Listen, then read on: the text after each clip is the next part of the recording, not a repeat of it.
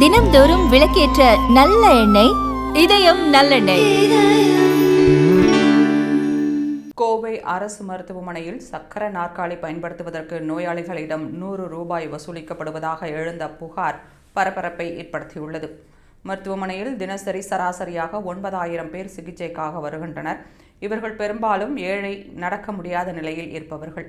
பரிசோதனை, ஸ்கேன், இரத்த பரிசோதனை போன்ற பிரிவுகளுக்கு செல்ல சக்கர நாற்காலி உதவி அவசியமாக இருந்தாலும் நோயாளிகளுக்கு சரியாக கிடைப்பது இல்லை.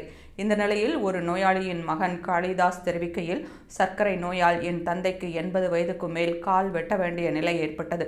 மல்டி ஸ்பெஷாலிட்டி கட்டிடத்தில் பரிசோதனைக்கு அழைத்து வந்தபோது சக்கர நாற்காலி தருமாறு கேட்டோம். 2 மணி நேரம் காத்திருந்தும் யாரும் வரவில்லை.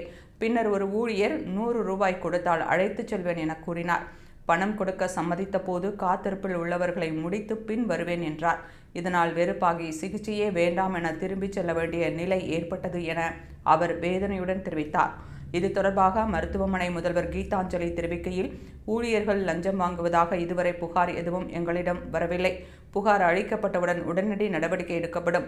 லஞ்சம் கேட்பதை எந்த நிலையிலும் ஏற்க முடியாது. தற்போது மருத்துவமனை சாலை மோசமாக இருப்பதால் சக்கர நாற்காலி செல்ல சிரமமாக உள்ளது. சாலை அமைக்கும் பணி முடிந்ததும் இது சரியாகும். மேலும் தேவைக்கு ஏற்ப அதிக சக்கர நாற்காலிகள் வாங்கப்படும் என தெரிவித்துள்ளார்.